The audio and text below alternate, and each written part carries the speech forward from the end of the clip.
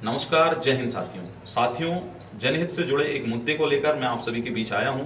साथियों, अभी SIR form भरे हो रहे हैं। इसके लिए कई सारे लोग तहसील में, नगर पालिका में जन्म प्रमाण पत्र बनवाने के लिए परेशान हो रहे हैं, घूम रहे हैं। आपने देखा होगा।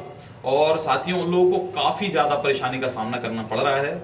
और ऐसा सिर्फ अशोकनगर नगर पालिका क्षेत्र में ही हो रहा है, क्योंकि अशोकनगर नगर पालिका क्षेत्र में जो भी जन्म प्रमाण पत्र बनवाने वाले आवेदक हैं, उसके लिए एक नहीं, दो नहीं, तीन और चार एफिडेविट लगवाना पड़ रहे हैं। एक एफिडेविट 200 रुपये का पड़ता है।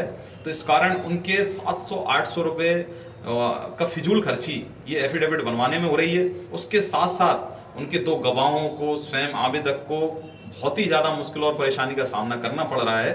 जबकि ये प्रक्रिया इतनी ज़्यादा नहीं थी पहले। ये प्रक्रिया प्रारूप 10 फॉर्म भर के हो जाती थी। चूंकि इनका जो तर्क था, जब मेरी बात हुई उनसे पता चला कि ये ऑनलाइन होने लगा, ऑनलाइन के कारण हम एफिडेविट लेते हैं। तो मेरे हिसाब से अगर आप एफिडेविट ले भी रहे हैं तो एफिडेविट आवेदक का पर्याप्त है। और आपको लगता है कि जो भी व्यक्ति आवेदक जो भी जन्म प्रमाण पत्र बनवाना चाहता है, वो उसका जन्म अगर अशोकनगर में नहीं हुआ है तो आप उसका रिजेक्ट कर दीजिए। जो भी आपको लगता है कि ये किसी अन्य राज्य का है, किसी अन्य देश का है या किसी अन्य प्रदेश का है, तो उस व्यक्ति का आप जन्म प्रमाण पत्र निरस्त कर दीजिए, मत बनाइए। पर उन व्यक्तियों के कारण जो अन्य राज्य के हैं, उनके कारण जो 50 और 60 साल से अशोकनगर में रह रहे हैं, उनको जन्म प्रमाण पत्र बनवाने के लिए 4-4 एफिडेविट देना, 800-800 रुपये खर्च करना, तहसील में तमाम खर्च करना, तहसील में परेशान होना, फिर नगर पालिका क्षेत्र में परेशान होना। ऐसा सिर्फ अशोकनगर नगर पालिका क्षेत्र में और अशोकनगर शहर में ही हो रहा है। हमारे आसपास अगर हम देखें, साड़ोरा में, ईसागढ़ में, नई सराय में, मुगावली में, कहीं पर भी इस प्रकार से इतने सारे एफिडेविट नहीं लिए जा रहे जन्म प्रमाण पत्र के लिए। बहुत ही आसान सी प्रक्रिया में, ग्रामीण क्षेत्र में तो सेक्रेटरी के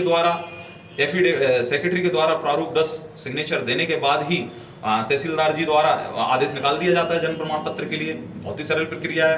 पर अशोकनगर में इतना ज़्यादा क्यों जनता को परेशान होना पड़ रहा है, ये एक बड़ा सवाल है।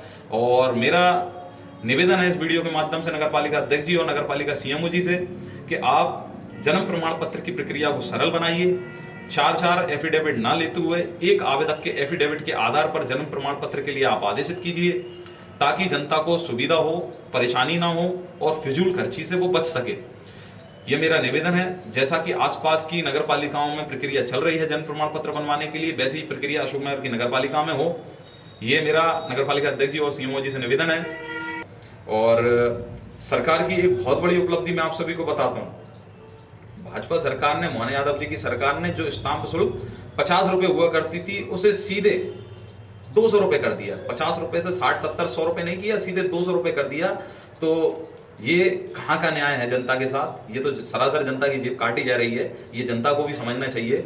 और मेरा इस वीडियो के माध्यम से नगर पालिका अध्यक्ष जी और नगर पालिका सीएमओ साहब से निवेदन है कि इस मामले को गंभीरता से संज्ञान में लेना चाहिए और जनता के हित को ध्यान में रखते हुए, उनके फिजूल खर्च ना हो उसको ध्यान में रखते हुए इस सिस्टम को थोड़ा सा बदलना चाहिए। यही मेरा निवेदन है।